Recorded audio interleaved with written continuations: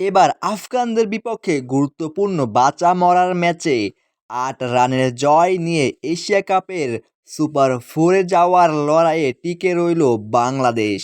গুরুত্বপূর্ণ ম্যাচে গুরুত্বপূর্ণ ভূমিকা পালন করে নিজের কাজটা ঠিকঠাক মতোই করল তরুণ ওপেনার তানজিদ হাসান তামিম। খেললেন একেবারেই মন খুলে এবং অপরদিকে বল হাতে একাদশের জায়গা পেয়েই নিজের সেরা কাজটাই করে দেখালো নাসুম আহমেদ।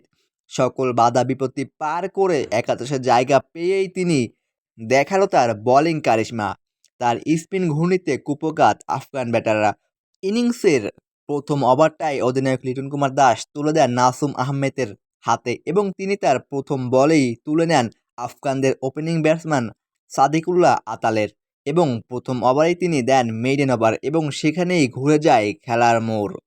এশিয়া কাপ ২০২৫-এর নবম ম্যাচে আফগানদের বিপক্ষে আগে ব্যাট করতে নেমে নির্ধারিত ২০ ওভারে ৫ উইকেট হারিয়ে ১৫৪ রান সংগ্রহ করে বাংলাদেশ, যেখানে বাংলাদেশের হয়ে সর্বোচ্চ ৫২ রান করেন তানজিদ হাসান তামিম, ৩০ রান করেন সাইফ হাসান ও ২৬ রান করেন তাওহিদ হৃদয়।